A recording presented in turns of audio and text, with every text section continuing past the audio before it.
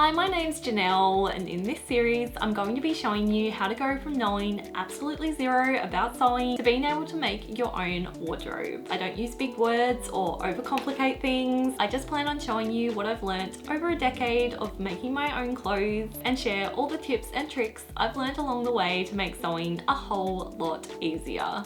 In this video, I'm going to be showing you how to sew zippers.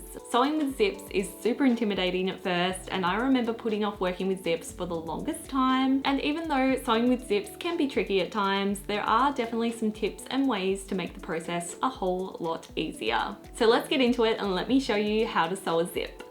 The two most common zip types you'll come across when making clothes are just regular dress zips and invisible zips.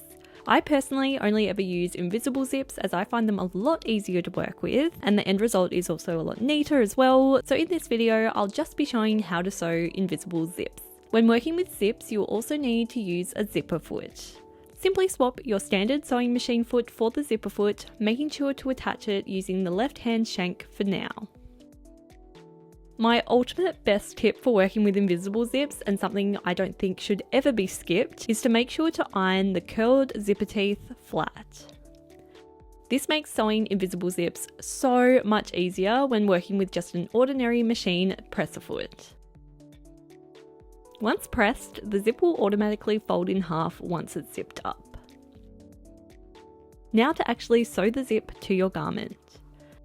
With the right side of the zip, which is the side of the zip that has the pull toggle facing the right side of your garment fabric, pin one side of the zip to the edge of the center back of your garment, making sure that the non-zipper teeth edge is lining up with the edge of the fabric and the top of the zip is lining up with the neck edge.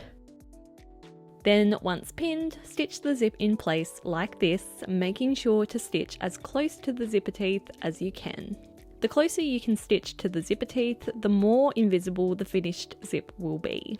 Next, and again with the right side of the zip facing the right side of the fabric, pin the other side of the zip to the other side of the center back. I actually find it easier to sew this side of the zip by starting from the bottom of the zip and stitching towards the neck edge.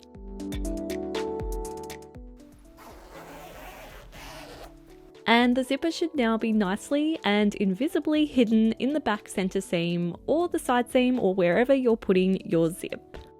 Next, turn your garment inside out as it's now time to sew the remaining center back seam together. After the zip, pin and stitch the remaining center back like this. Try to stitch as close to the zipper stitching as possible. For this part, I actually find it easier to swap the zipper foot to the right hand shank instead.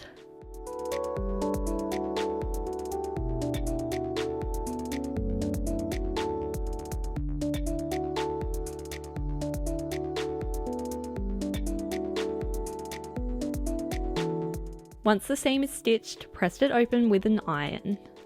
Then turn your garment right side out and give it a press from the other side as well. And your invisible zip is now attached. The process really is so much easier than it looks.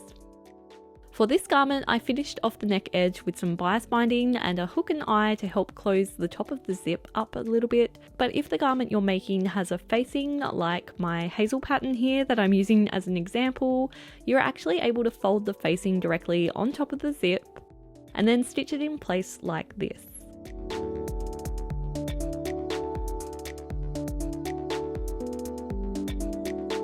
Once the facing is stitched in place, simply snip away any excess zip or bulky fabric and then turn the facing right side out.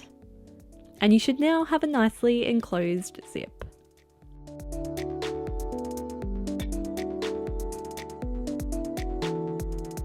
So I hope you now have a much better understanding on how to sew a zip into your garment. If you've been watching all of the videos in this series up until now, you now have all the skills and knowledge needed to make my Rosa dress and hazel dress sewing patterns, which is just so exciting. I'll have a link to both of those in the description below if you'd like to give them a try. If you did learn something from this video, then it would really mean a lot to me if you could give it a like. And definitely make sure you subscribe to my channel for more sewing type videos like this one. Have a lovely day and thanks for watching.